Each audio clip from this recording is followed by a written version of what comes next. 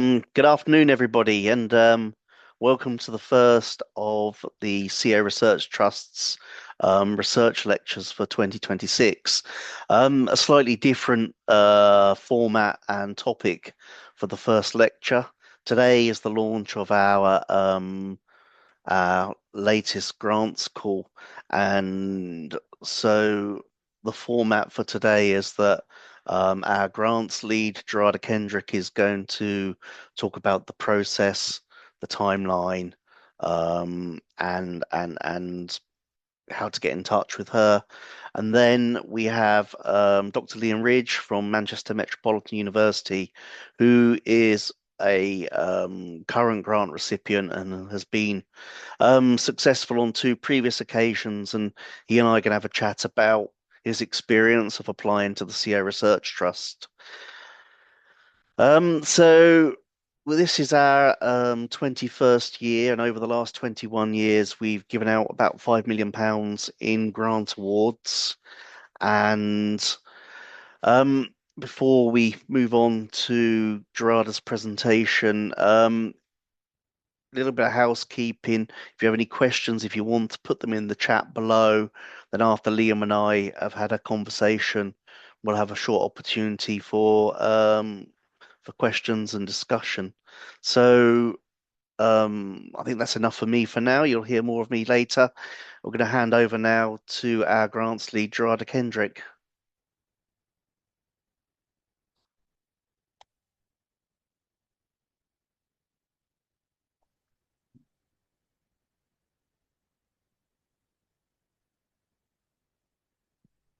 Hello and welcome to today's lecture, which is on the latest grants launch. My name is Gerarda Kendrick and I'm the grants lead for the CO Research Trust. I've worked for the Trust for the past 12 years and my role is managing the current grants as well as the grants process. I've worked with many institutions and stakeholders on their actions. To date, the Trust has awarded over £5 million to research on CO exposure. Our mission is to live in a world where CO poison does not occur, but understand that that may not be possible.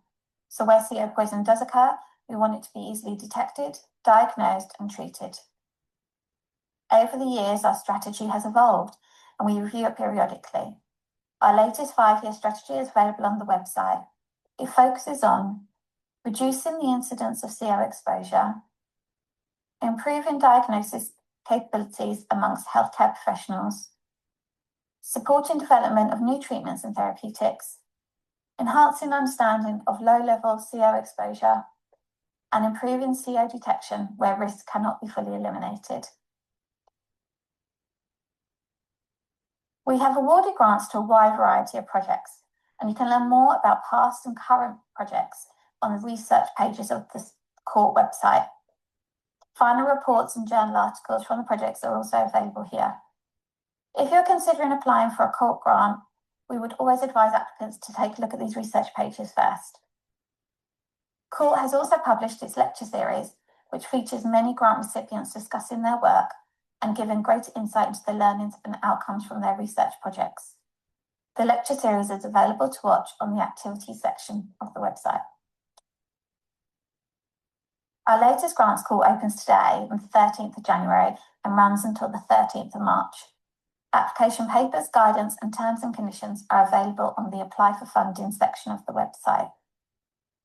We welcome applications from a wide range of charities, voluntary groups, social housing associations, local authorities, statutory organisations, academic bodies and others that meet our focus area and our strategy. We have recently reviewed our application process, forms and guidance.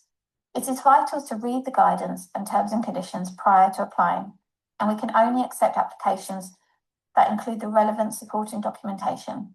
So please check you've submitted all documents within your application pack.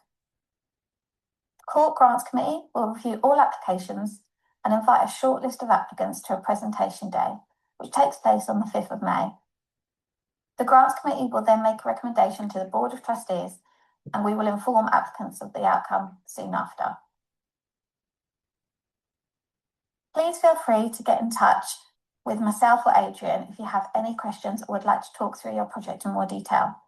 Best of luck to all those applying. Thank you. That was great. Thank you, Gerarda. So that is the timeline, and Gerarda covered some of the areas of interest that we have for this time around. I think the most important thing is that if you're thinking of applying to us, that you get in touch with Gerarda and have a conversation before we start completing the forms, as Gerarda will be able to give you some advice on the process, what we're looking for, and how to shape your application. Um, so I am really pleased to welcome Dr. Liam Ridge from Manchester Metropolitan University onto this call. Liam has been successful in applying to grants for grants with us on two occasions, and he and I now are just going to talk about his experience with that. Really, I'll just wait for him to come online. Hi, Liam. Hi, Adrian. Hi, Oh everyone. yeah, yeah. Okay, well, thanks for joining us, Liam. I know that probably the majority or a good number of people on this call will have, will know you or have met you or have seen you speak at our event or a different event. But I think before we start, if you would you mind just sort of fill us in on, who you are, what your background is, and what your area of interest is? Yeah, of course, no problem. So hi, everyone. I'm a lecturer at Manchester Metropolitan University, and my research interests focus on the factors that underpin congenital heart defects. So understanding what maybe goes wrong during the formation of the heart, which can result in cardiovascular disease later in life. And I've been involved with CORT probably for about 3 years now, something along those lines. Yeah. Um, as Adrian said, I've had a couple of grants, got an active grant at the minute, and more than happy to kind of help people who are thinking about going for this funding, and happy to talk about ideas. Brilliant, thank you.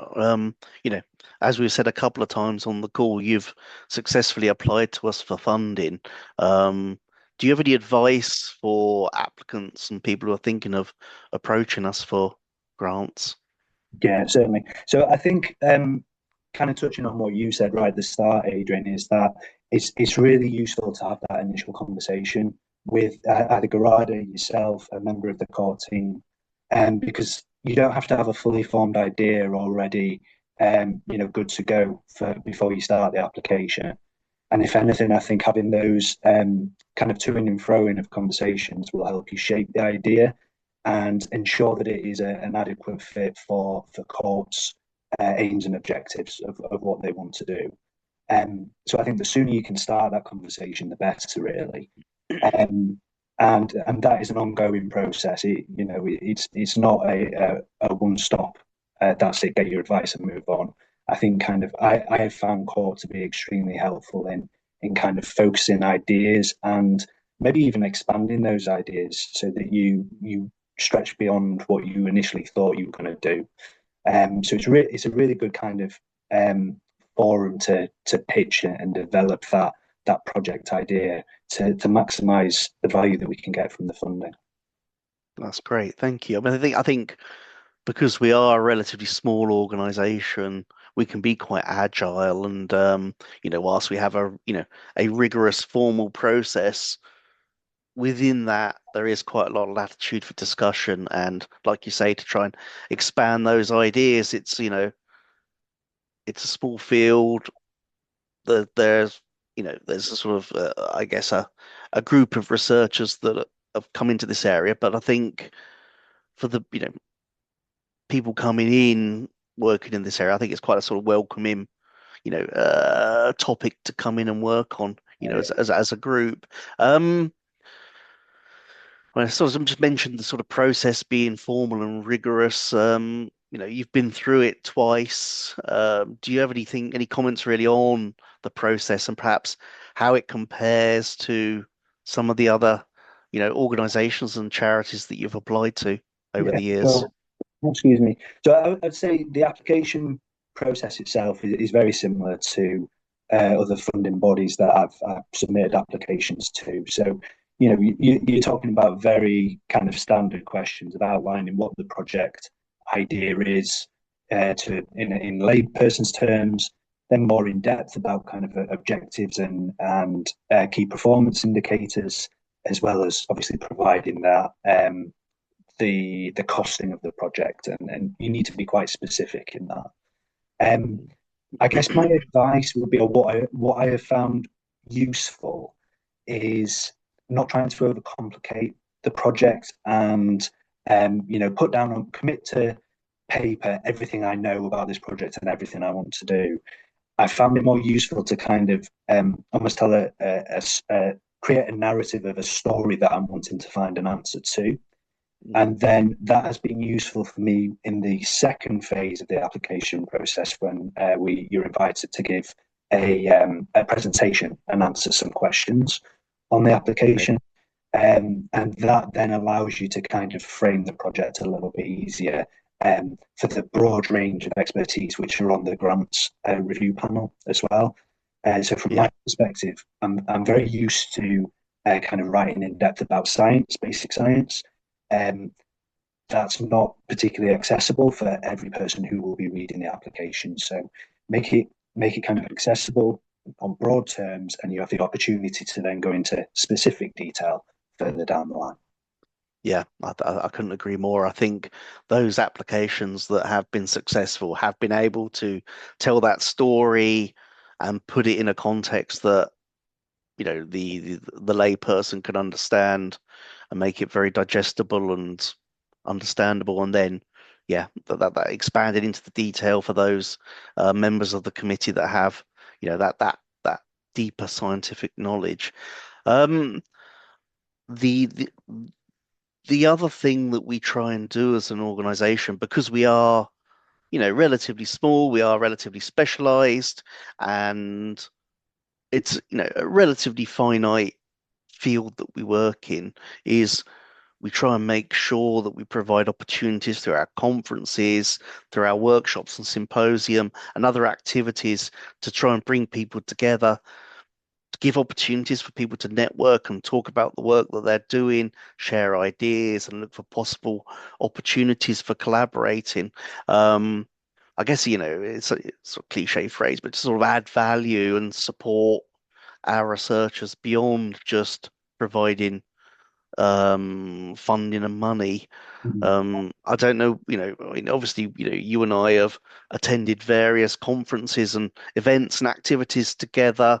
I don't know whether you could speak to that and, what you think that does, not necessarily just for yourself as an established researcher, but perhaps for really early stage researchers and PhD candidates and others, Yeah, I mean, I'm happy to talk on that, Adrian, because I think CORT far punches above its weight in terms of what it offers people within the community. So as you say, there's the annual conference, which I think is a fantastic opportunity to kind of get involved in kind of finding out what projects are going on and what the people with the shared mutual interest are working towards, but also the more specialist workshops which have been put on. We've been to ones, the length and breadth of the country, really. And I think they're actually critical insofar as building momentum within the field. And it works both ways. So it works as expanding the pool of researchers who are interested in carbon monoxide, but also in terms of giving early career researchers or those who are just starting their research journeys kind of a network of people to tap into to offer advice and guidance, as well as talk about new ideas as well and potential areas for collaborating. So, as I say, I think that CORT weighs in a lot higher above their weight category, if you want, doing those kind of activities. And I would encourage everyone to get involved in those as much as possible. I mean, I think from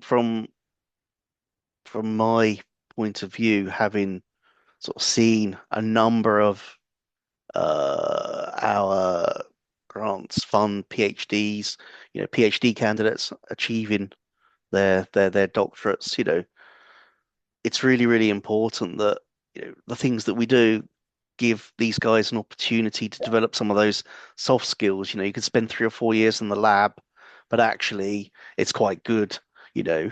And I'm sure there are some people on the call who we've done this to, you know, to force people onto a stage, force them to speak in front of a lay audience, and you know, those are sort of life skills that once you've finished your PhD, if you've already done that, it becomes a bit easier to go out and sell yourself. And so, you know, we hope that we're sort of developing people who, well, we hope that they'll stay in the field of CO, but we accept that sometimes there aren't the opportunities for them to go on to, but that beyond just helping them get a PhD, they're developing those skills in themselves that will help them, you know, in a lifelong way, I guess.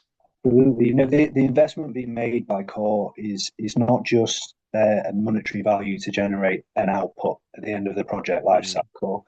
It's investing in people and it's developing mm, those soft skills that you're talking about, but also the wider kind of collaborative network.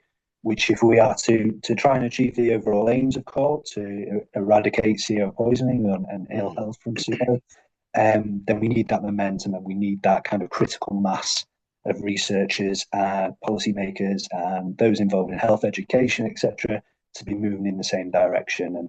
And Yeah, those types of extracurricular events, if we're going to call them that, yeah, are key for that process. yeah, yeah. And I think as well, it's creating those opportunities for people perhaps who are working in sort of pure or basic science to start to see the impact element, to meet with researchers, meet with practitioners, meet with engineers, meet with people out in the field in industry, and start to understand the consequences of what happens here has implications here. And Yeah, obviously, we as a funder, we want to fund research that has that impact.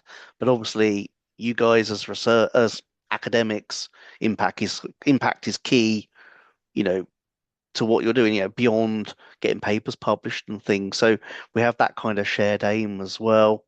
Um, and that kind of brings me round to the summer studentship.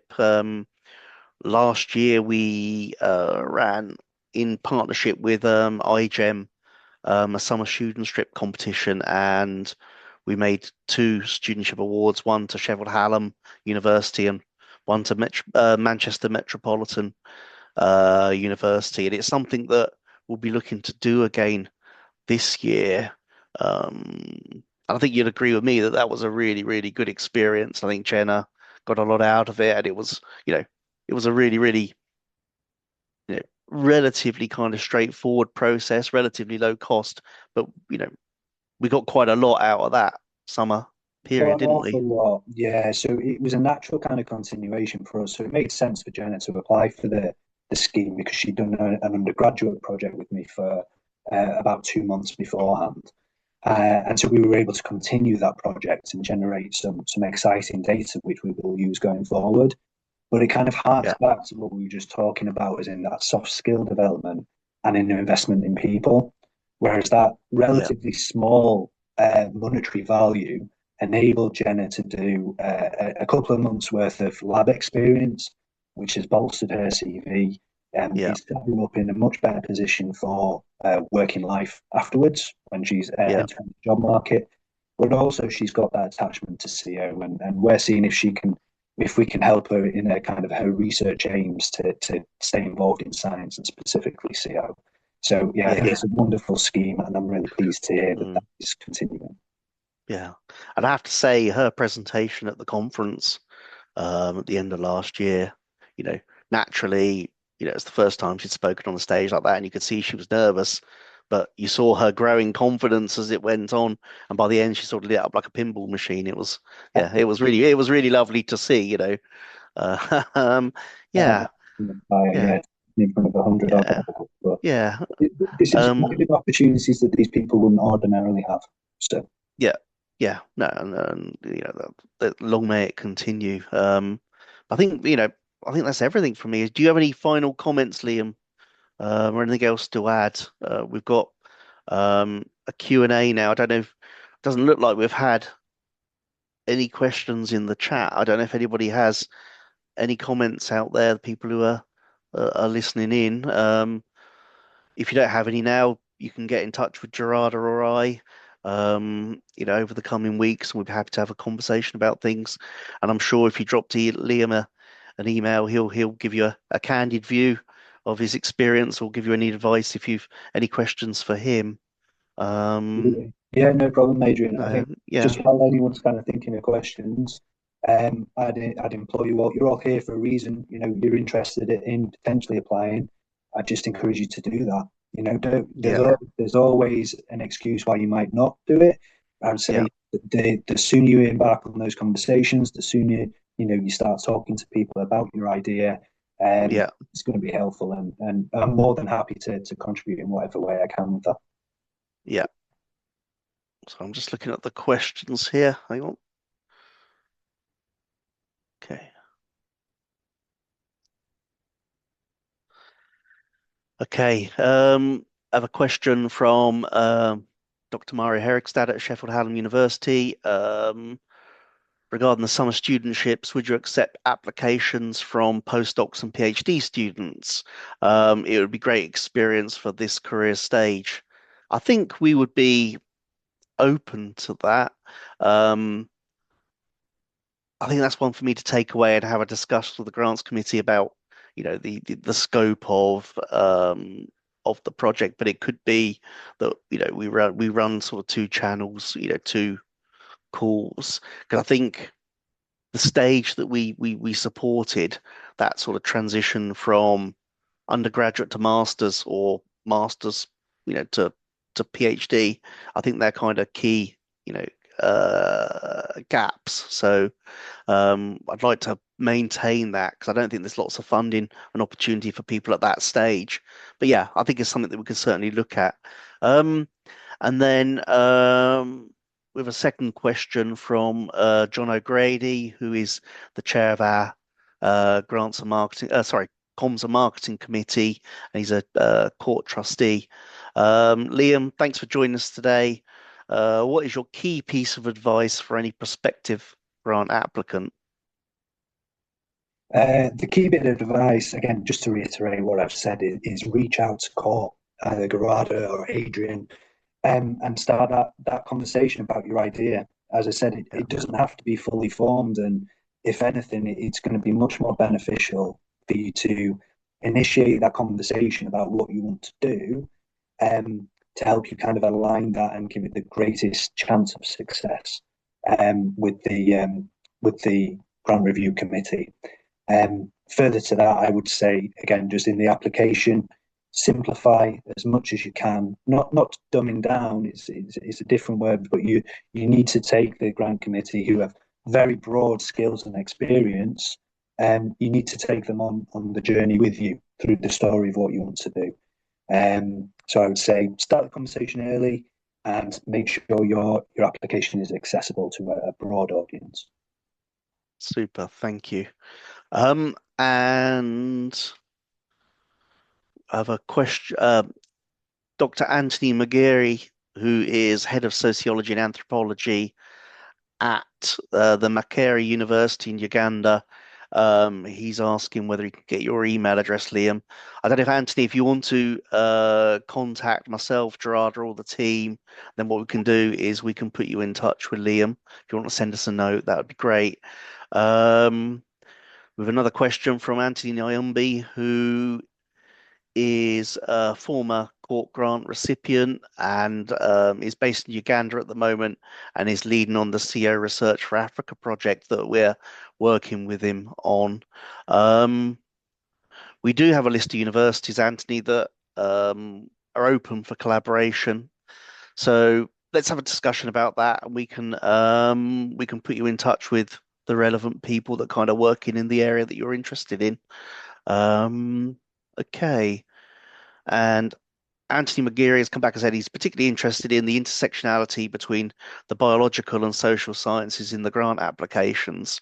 Um, we've had PhD candidates in the past that have looked at the health effects of CO and the social side of things, particularly around CO and older people. It's something that we are interested in, that bringing together qualitative and quantitative research. So, Anthony, yeah, do send us a note and get in touch, and then we can link you in with Liam. Um, so thank you for that. There was suddenly a rush of questions. Okay. This is Stephanie Trotter, who is the president of CO Gas Safety. For those of you who don't know Stephanie and her charity, they are the preeminent organisation that represents the views of CO survivors and victims in the UK. And Stephanie's asking whether Anthony has any contacts in CLASP, as she wants to get in touch with them. I'm not sure who CLASP are, Stephanie, off the top of my head, but if you want to put that in the chat, we can expand on that. Okay. This is a question from Theo Davis in MUT in South Africa. When do we expect the call incorporating the scope to be sent out? So the papers for the board for the call will be on our website today, Theo. If you want to get in touch with us, we could have a call and talk about it, and we can go into a bit more detail. The page on the website will have our priorities and our strategy, and then the documents and the information that we need. And then finally, Dr. Julie Connolly from Liverpool John Moores University. Hi, Julie. It's Julie, and she's quite happy to have her email forwarded to Anthony McGeary because Julie, her particular focus is on that intersectionality between the social sciences and health. So I think Julie would be a really, really good person to speak to. Okay. Stephanie's responded about CLASP. For those of you who've been waiting with bated breath, CLASP have undertaken some research into gas cookers, but she hasn't been able to get hold of them.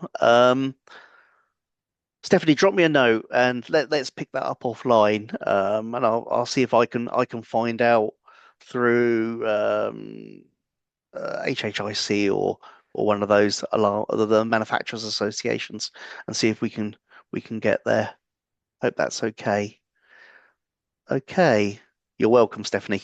Does anybody else have any other questions? I think it's just left to me to thank Liam for joining us. It's always really, really good to see to have a chat with someone who's been on the sharp end of things, and sort of demystify some of this.